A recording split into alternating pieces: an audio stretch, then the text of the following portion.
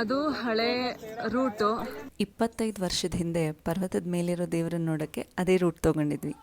ಈಗ 2013 ಫ್ಲಡ್ಸ್ ಆದಮೇಲೆ ಹೊಸ ರೂಟ್ ತೊಗೊಂಡು ಬರ್ತಾ ಇದ್ದೀವಿ. ಎಲ್ಲಿ ಬಂದಿದ್ದೀವಿ ಗೊತ್ತಾಯ್ತಾ?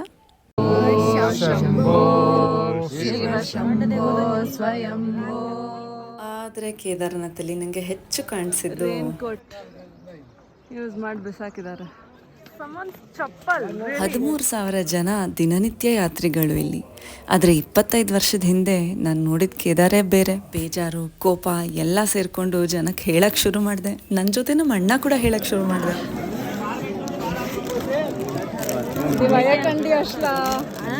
भूल गया आपका बैग में ही फिट हो जाएगा. ऐसा नहीं कर रहा है, में डालना करो दिमाग में आगे ऐसे करो. हर महादेव सुबह से पक्का 2 ಕಿಲೋಮೀಟರ್ ಆದರೂ ಹಿಂಗೆ ಮಾಡಿದೆ.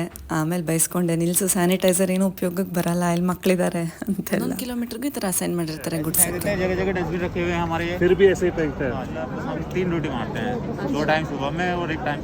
ಆಮೇಲೆ ಆಗಾಗ ಈ ಡಸ್ಟ್ಬಿನ್ ಖಾಲಿ ಮಾಡಿ ಆ ಭಾರನ ಎಳ್ಕೊಂಡು ಬರ್ತಾರೆ.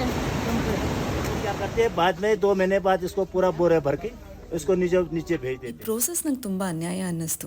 ನಾವಲ್ಲಿ ಹೋಗಿ ತಿಂದು ಬಿಸಾಕೋದು, ಯಾರೋ ಗುಡ್ಸೋದು, ಯಾರೋ ಎತ್ತು ಹಾಕೋದು, ಇನ್ಯಾರೋ ಅದನ್ನ ಮೇಲಿಂದ ಕೆಳಗೆ ತರೋದು. ಜಸ್ಟ್ ಇಮ್ಯಾಜಿನ್, ಅಲ್ಲಿ ಬಂದಿರೋ ಪ್ರತಿಯೊಬ್ಬ ಯಾತ್ರಿ ಜನರೇಟ್ ಮಾಡೋ ಒಂದು 10-20 ಗ್ರಾಮಷ್ಟು ವೇಸ್ಟು ಅವ್ನ ಪಾಕೆಟಲ್ಲಿ ಅಥವಾ ಬ್ಯಾಗಲ್ಲಿ ತುಂಬಿಸ್ಕೊಂಡು ಬಂದು ಕೆಳಗೆ ಬಿಸಾಕಿದ್ರೆ. ಬರೋಷ್ಟೊಳಗೆ ಆರ್ಡ್ರ್ ಮಾಡಿದ್ದ ಅಟ್ಲೀಸ್ಟ್ 4 ಕಾರು ಕೊಡೋಣ ಅಂತ. ಭಯ ನೈ चाहिए, मैंने यूज़ नहीं किया. ಕೇದಾರ್ನಾಥ್ ಯಾತ್ರಾದಲ್ಲಿ ನನ್ನಿಂದ ಜನರೇಟ್ ಆಗಿರೋದು ಇದೊಂದೇ ಡಿಸ್ಪೋಸಬಲ್. ಕೈಯಲ್ಲೇ ಇಟ್ಕೊಂಡು ಕೆಳಗೆ ತನಕ ಬಂದೆ.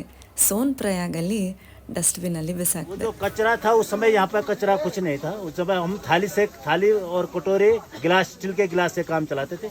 लेकिन आज की कंडीशन ये हो गई कि यहाँ पे काम करने के लिए कोई मजदूर तैयार नहीं है, बर्तन मांजने के लिए कोई तैयार नहीं है. इसलिए ये डिस्पोजल का काम ये क्यों तैयार नहीं है? ये क्यों तैयार नहीं है कि वो दिन भर उसको यहाँ पे पैसा चाहे, वो पिट्ठू है, पैसे कमा रहा है, वो 7,000 वो नहीं कर सकता उस काम को. एक दिन वो अगर दिन भर ऐसे बर्तन मांजता रहेगा तो उसको परेशान.